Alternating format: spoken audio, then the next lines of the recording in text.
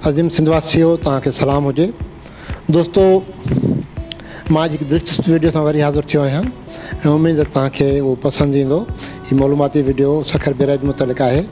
दोस्तो तव्हां जेकॾहिं मुंहिंजो चैनल कटोहर गुल चैनल अञा ताईं सब्सक्राइब न कयो त हुनखे अॼु करे वठो।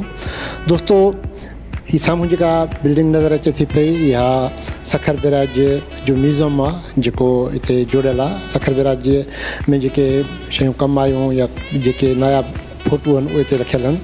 हाणे पाण सखर बैराज में दाख़िल थी रहिया आहियूं।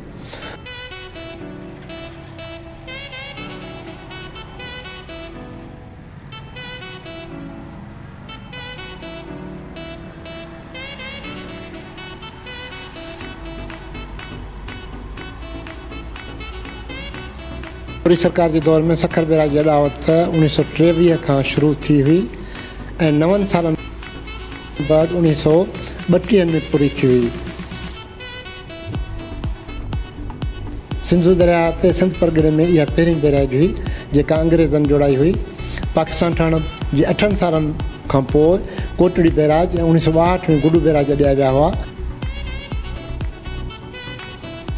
1932 में 13 जनवरी ते Hind viceroy Lord Willingdon barrage खोलण जो मुहूर्त कयो हो। लॉर्ड बैरेज नालो बम्बई जे गवर्नर लॉर्ड लाइडन जे नाले रखियो वियो हो।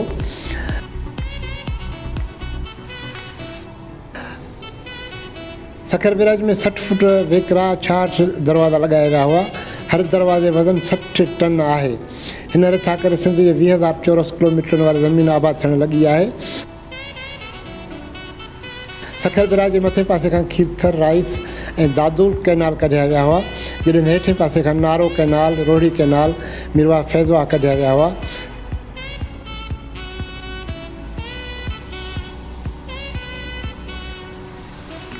सिंधी यगानी कहाणी नवीस नसीम खर जी मशहूरु कहाणी चोटियूं दर्पण हिन बैराज जे पस मंज़र में लिखियलु आहे, जंहिंमें हिकु बदनसीब जी लाश जेको आहे सो उहो हिकिड़े 34 दर जे विच में अटकियो रहियो।